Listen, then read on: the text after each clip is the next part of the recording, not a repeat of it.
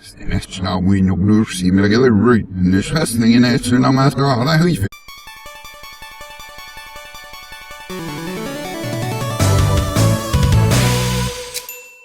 Tenet is a 2020 sci-fi action drama written and directed by Christopher Nolan. It was shot by Hoyt van Hoytema, DP for Ad Astra, Spectra, and Her. It was cut by Jennifer Lame, the woman behind Hereditary, Meyerowitz Story, and Marriage Story. Nathan Crowley, the guy behind First Man, The Greatest Showman, and Interstellar, was the production designer. It stars John David Washington, Robert Pattinson, Elizabeth Debicki, Aaron Taylor Johnson, and Kenneth Branagh. Tenet is the story of the protagonist, that's his actual name, a CIA agent who's recruited by a secret organization called Tenet. His mission is to take down an arms dealer before he gets his hands on a doomsday device. Tenet is PG-13 or PG-15 over here in the GCC, and it is 2 hours and 30 minutes long. So as you guys know, when I talk about movies, I talk about the good, the bad, and the ugly. That being said, let's get to the good.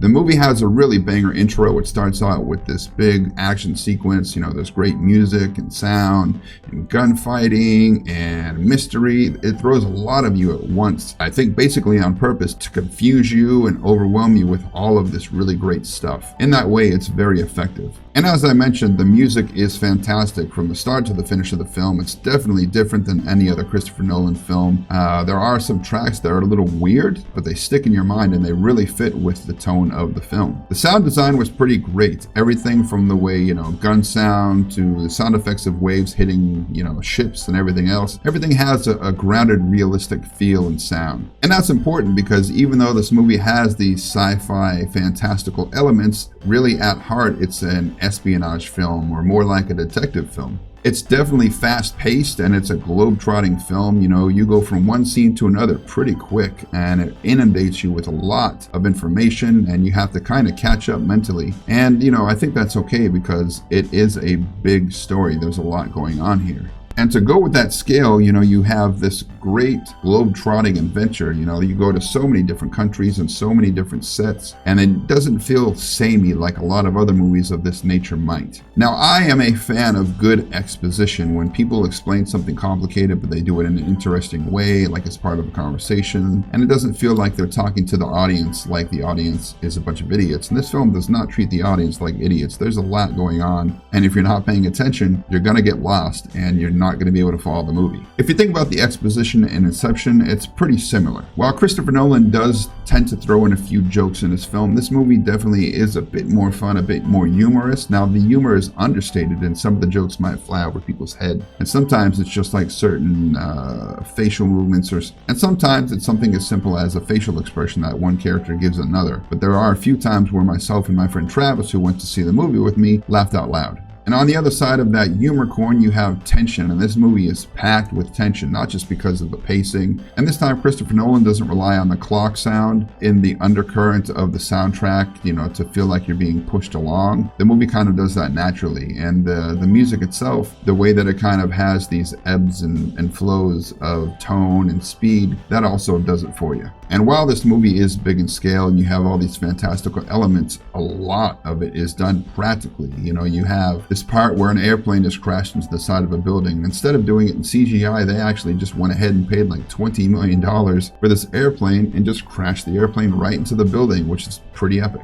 And that's actually just a small part of one big heist scene. There's also a second heist in the movie that uses a bunch of heavy vehicles and action on the highway. It's probably the best highway sequence I've seen since The Matrix Reloaded. I'd say the two heists are up there with Mission Impossible type stuff. With the two main characters, Neil and the protagonist, you know, having the majority of screen time, I think it would be important for them to have good dialogue, to be smart, to be clever, to have good chemistry with one another. And luckily, they have all of that. So they are really fun to watch together. Like, I could definitely dig watching another movie with these two, no matter what it would be. And speaking of, they also did a bunch of choreography and learned how to do a lot of their own stunts and fight sequences for the film. And on top of that, you have this great stunt team that pulls off some pretty spectacular maneuvers. And I think that the Academy and other design And I really feel like the Academy and other award ceremonies really need to start looking at giving stunt teams and stunt persons awards. They deserve it, and they're making the movies better. They're making stars look better. Given the fact that this is a Christopher Nolan film that revolves around time, and you've probably seen his, 4 other movies that do that, it's nice that there are some parts that will still be unpredictable and have things that you don't see coming. The film really ratchets up the tension and the pace and the stakes as it goes along, and it leads to this really big third act climax. It's a big battle in the city. They actually built like this town. They went really big for this film. And of course, the special effects. The special effects are awesome, even though a lot of them are done practically. So that's what I thought about the good, but let's get to the bad.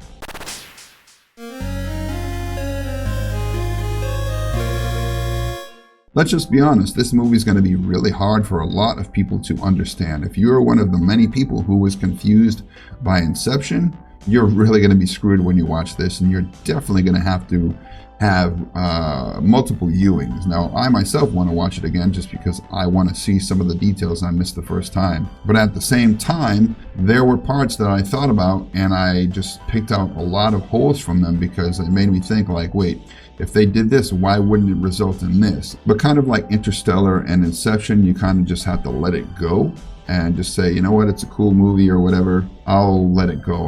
I'll go ahead and just ride that suspension disbelief through it and say screw it. Because it's so quick, a lot of people, they might lose track of what's going on. They might get overwhelmed. And we actually had a few people walk out at the beginning of the movie and a couple people walk out at the end. And it's not because it wasn't good. I think it's just because they were like, what the hell is going on? And I think one of the main problems with this movie and understanding it is the editing. Now, don't get me wrong, Jennifer Lame is an amazing editor. Her work on Hereditary and Marriage Story and everything is pretty great. Those movies are kind of understated and emotional and dark, where this is fast-paced, it's action. It's not so much got an emotional tone like those others, but there's a lot of hard cuts that go from one scene to another, one country to another, one character to another. But I would take another 15 minutes added onto this film to maybe add some connective tissue between these scenes. And while I loved all the practical effects, you know, the guy bought a plane for like $20 million and he crashed it into the side of a building. But you only have 3 or 4 shots of the lead up and the actual crash and a little bit of an explosion. I'm not saying do it like a Jackie Chan movie where you have like 3 shots of the same action from different angles to really let it sink in and see it. But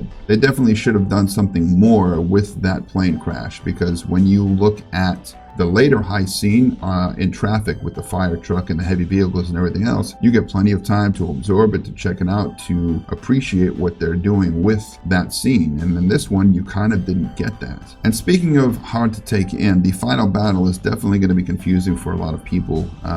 Even though the geography is pretty good, there are basically 3 different timelines happening at once, and it can really mess you up.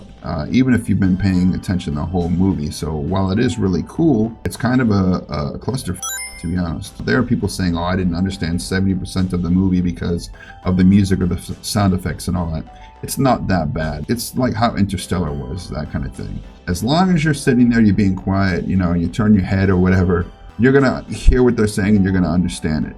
Now, should you have to do that for a film? Probably not. For me, it wasn't that big a deal. It wasn't a deal breaker like a lot of people are talking about, but definitely could have been better. So anyway, that's what I thought was bad about the film, but let's get to the ugly. What I thought was ugly about the film actually has nothing to do with the movie itself. Again, it has to do with censorship, all right? While we were sitting there watching the movie, I, a person who edits movies and short films and everything else you can think of for a living, noticed 8 cuts. My friend Travis noticed like 5 of them. I noticed 8 of them. There were a couple I had to point out, but there were some that were so obvious that some other people in the audience put their hands up like, why would they do that? Was that censorship enough to ruin the viewing experience? Not enough to where I wouldn't want to go see this at the theater. I highly recommend that you see this at the theater because of the spectacle. It's pure spectacle and you want to enjoy it. So that's the good, the bad, and the ugly, but what is my score? Drum roll, please.